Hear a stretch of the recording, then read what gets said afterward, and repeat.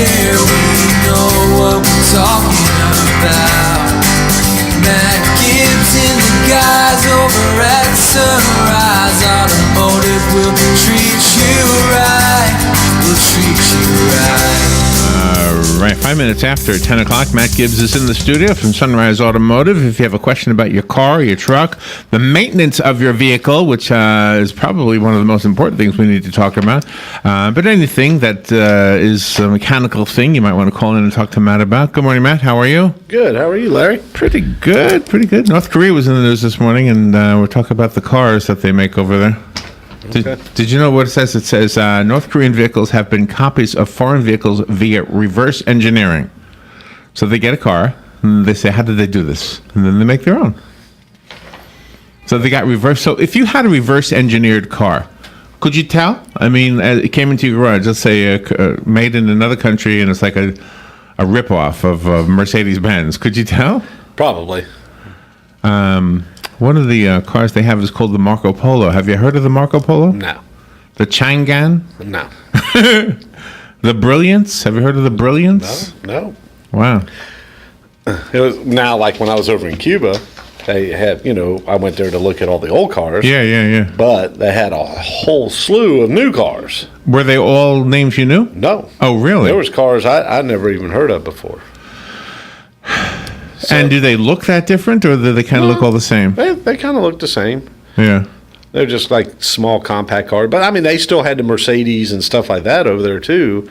But there was a whole slew of cars that I've never heard of. Behind the times as far as the engineering of the engine? Like, for example, well, I don't know what we have. You know better than me.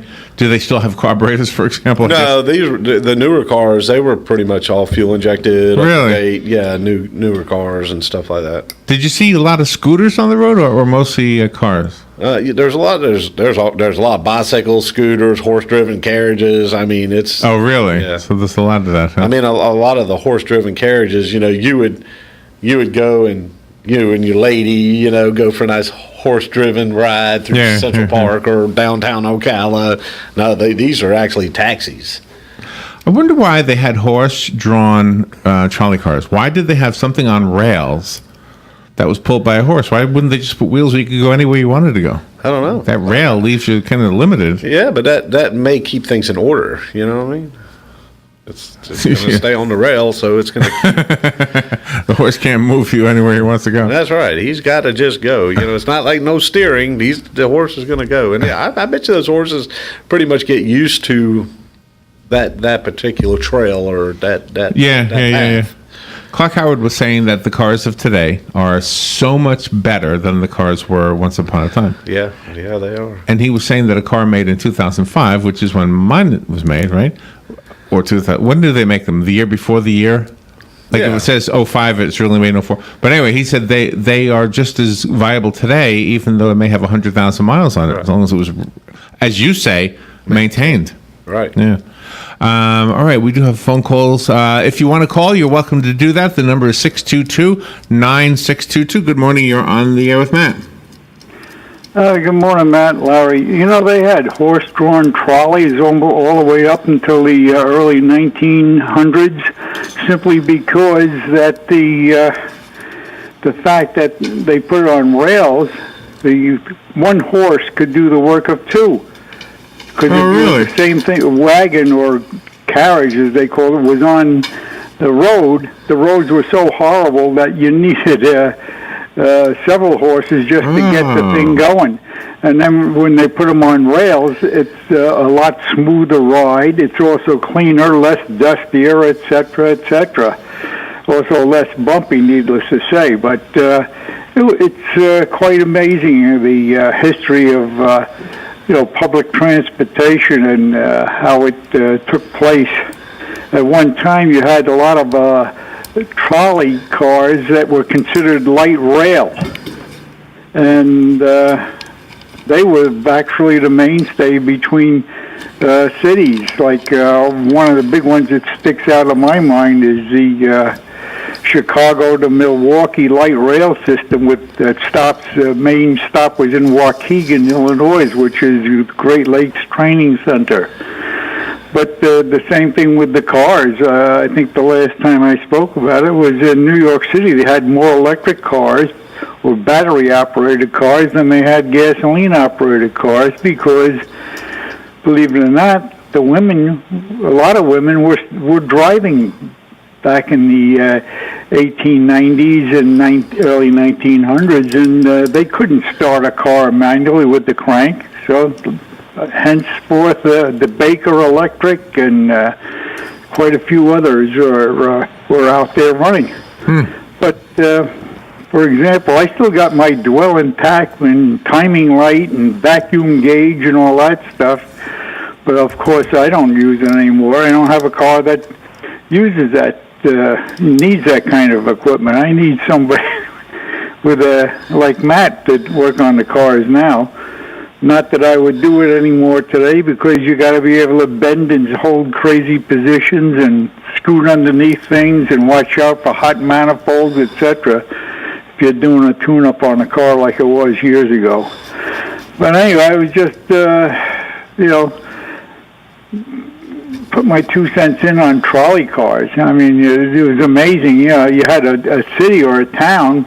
There may have been paved roads, but as soon as you turned a corner, you were side streets. They were dirt roads. I think you have that here off of 60th Avenue, right here in Ocala. You turn off 60th Avenue, and the road is still, dirt.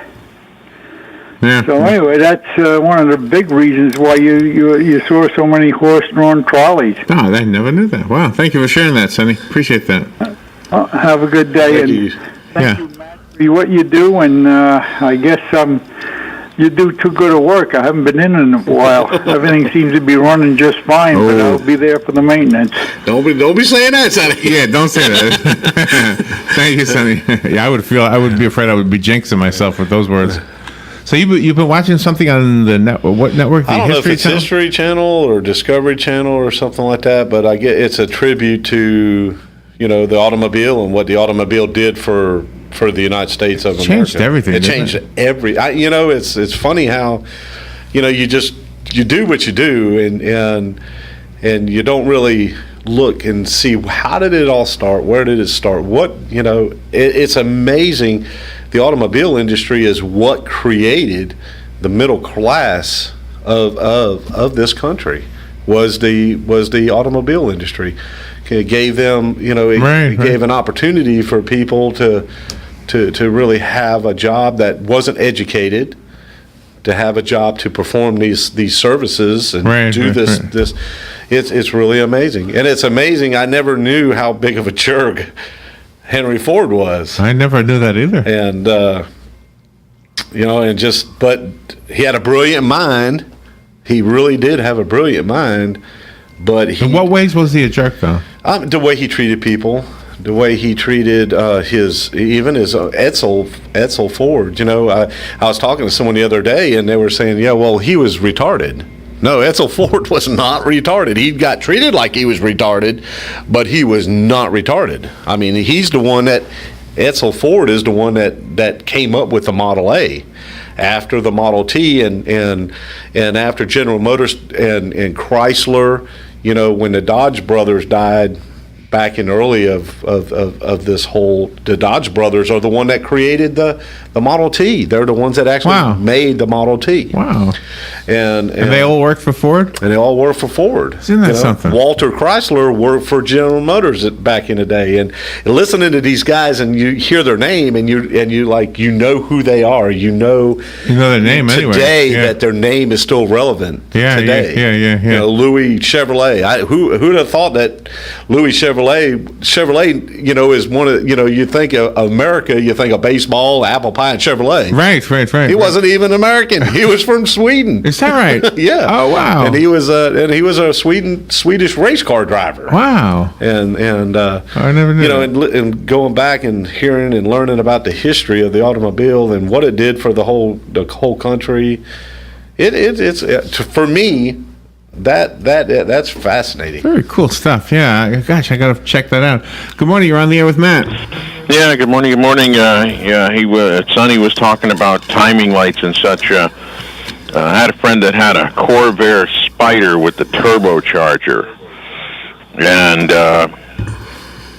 that car was so peculiar. You had to time that 24 degrees before top dead center, or else it would knock on premium gas. You couldn't even run regular gas in the thing. I still, I got my first toolkit. My mom bought me, my mom and dad bought me for Christmas my first Craftsman toolbox when I was like 10 years old. And in that, I also got a tack and dwell meter, and it's a Craftsman. It's an engine analyzer, and it's probably like twice the size of this little. That's cool. Wow. I still have it. I still have the box. Does it still analyze? Because every once in a while I got I get one of the old cars in, and it still has points. How old were you? I was 10, I think. 10 or 11. Wow, you were just made for this, huh? God must have been thinking, when you were time for you to be born, he must have been saying to the angels, we need another car guy down there. All right, let's go back to the phone. Good morning. You're on the air with Matt. Good morning, Matt and Larry. Hey, Frank. This is Crazy Guy. Matt, I have a very technical question for you. Okay. I blow the seal between the motor and the transmission on my 1997 Dodge Caravan. Okay. Can I replace that without pulling the transmission? I've been told I can. Yeah, you have to pull the engine.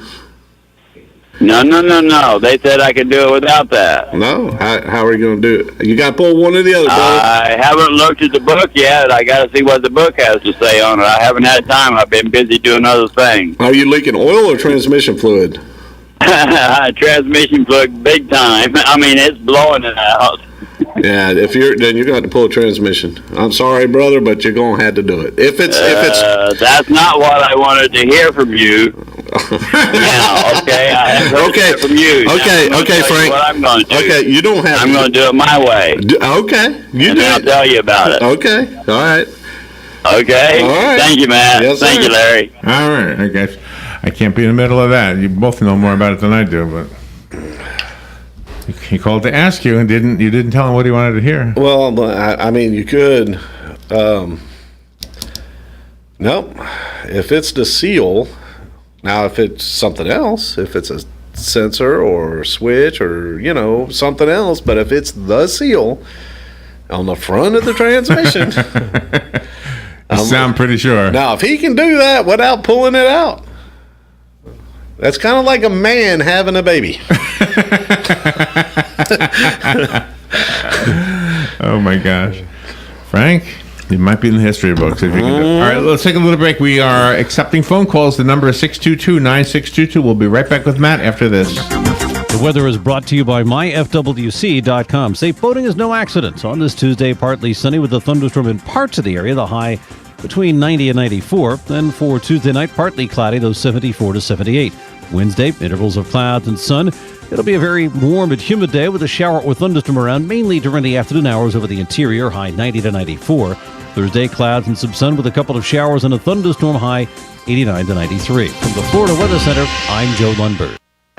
Get it for less at the DIY Home Center outlet. Get top quality real wood cabinets the same or less than the big box stores are selling the cheap stuff. And that's not all. Drywall screws big box stores are $6.47 a pound. At DIY, only $4.99. Plus, DIY has the largest selection of mobile home parts and accessories anywhere. From carpet to doors, get the DIY supplies you need for less. The DIY Home Center outlet. We are your building material closeout store. 2191 Northwest 10th Street, just 2 miles east of I-75.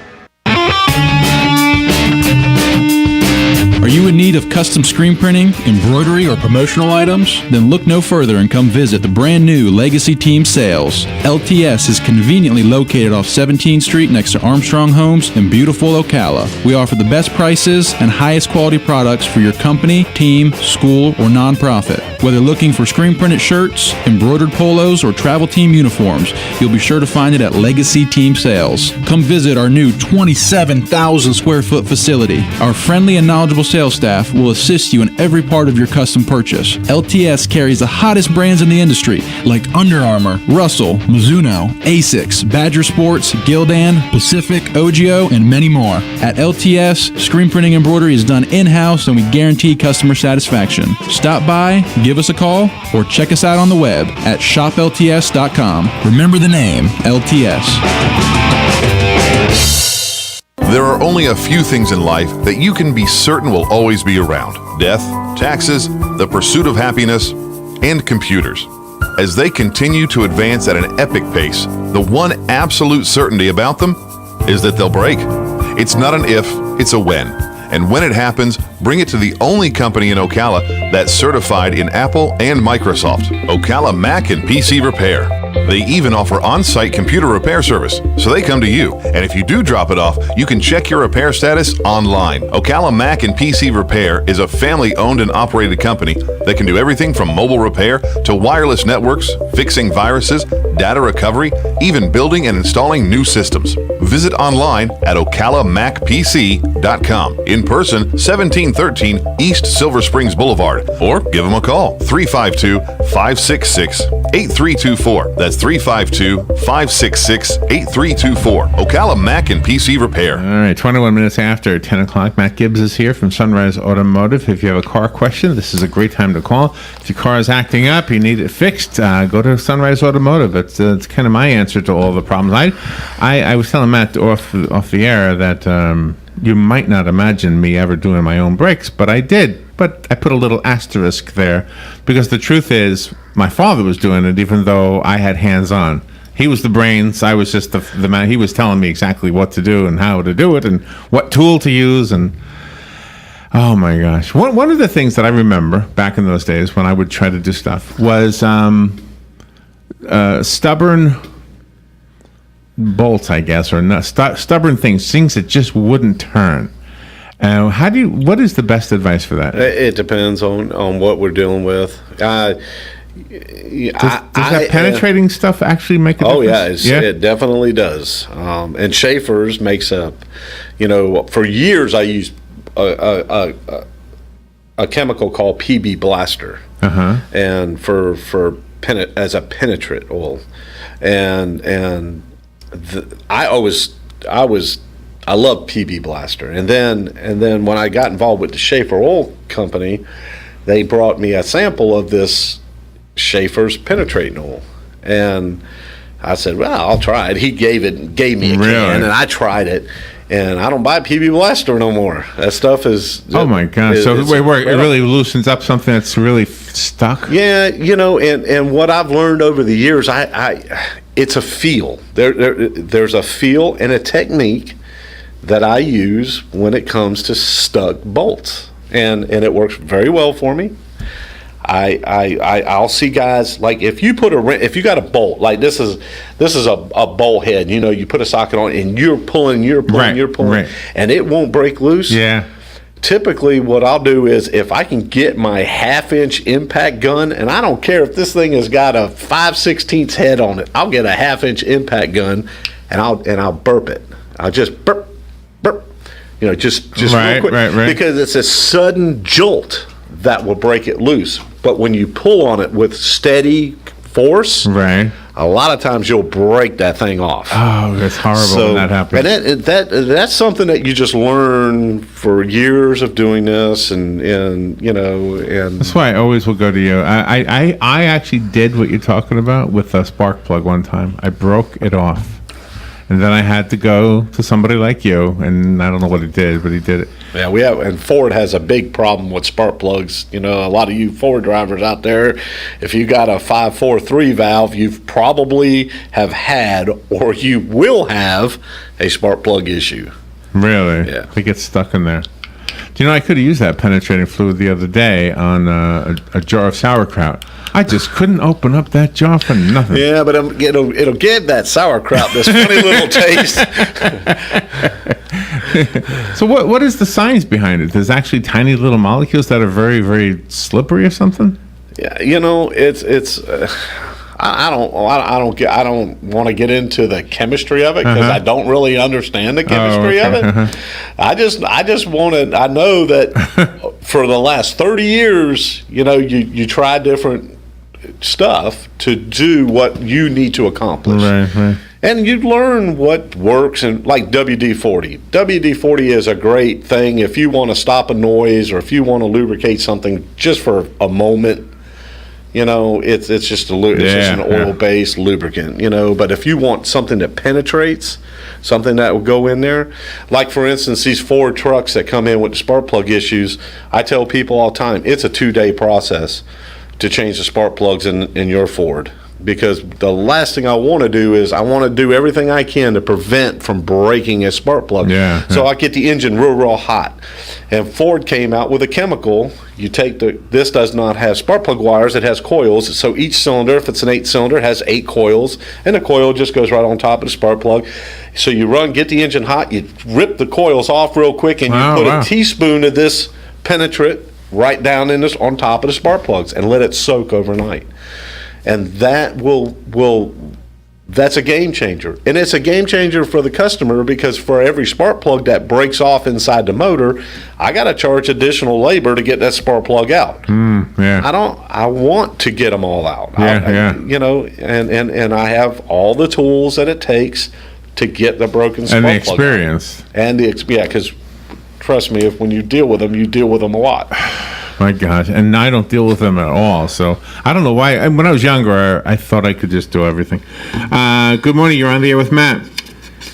Yeah, good morning, guys. Morning. Hey, years and years ago when I was younger and had cars, and we always had transmission situations where sometimes they'd leak, you'd have to add oil. We always used what was a whale oil. How long has it been since they've gotten away from that, and what was in whale oil that was so good? Well, the whale oil phenomenon, I don't know if it was ever really, it might have been at one point a whale oil base, but that was the big thing for rear ends, for noisy rear ends. Rear end additives, if you had... There's a joke in there somewhere. No, really, I mean... I got to put some whale oil in my rear end. You call the parts house and said, hey, I need a bottle of whale oil, but that always referred to for manual transmissions or rear ends. And nowadays, they're for many years now, everything is, especially with the whole whale issue, it probably was a whale oil additive thing that they came out with, but that's gone. Now all the new stuff is synthetic now? Yeah, everything. I mean, just about everything on every fluid in a car nowadays is all synthetic. Wow. Yeah. You think eventually they would make synthetic gas, They do make synthetic gas. I used to buy it. It's very expensive. We used to use it in the race cars and on the motorcycles. And VP is probably one of the biggest companies in the world that makes synthetic fuels. What, has it got a very high octane rate? It's not really so much that it's got a lot of octane. It's oxygenated fuel. So you're adding fuel and oxygen in the fuel, so it produces more power, and it actually cleans a lot burner, and it sure does smell good. I really like it. Yeah, you can tell when someone's using it. It's better for the engine, then, right? Yeah, I mean it's wait, when you're racing, it's not about the engine, it's about winning the race. So even though this might be hard on an engine, it might, cause it to run hotter or whatever, it doesn't really matter. I'm working on me and Joey are working on his gloves, for his racing chair. Right. And we've got a hold of a company here in town, and we're kind of doing some research and development and all that. And Joey's thing was like, Dad, this is going to tear up the tire that we put on the push rim for his racing chair. Right, I said, who cares? Who cares if it tears up the tire? If it gives us more grip and reduces slippage, so we go faster and you don't have to work as hard to go faster. Who cares if it tears up the tire? Oh, gotcha. How long would it take to tear it up so that... Man, we don't know. This is going to be right. This is going to be something we're experimenting with now. Oh, wow. Let me just say this. I don't have much experience with fixing cars, but I have a lot of experience finding people who can fix cars. And once I found Matt, I didn't have to look any further. Go to Sunrise Automotive at 1800 Northwest 10th Street in Ocala. Give them a call, 690-1993. Thank you, Matt. Thank you, Larry. We'll be right back.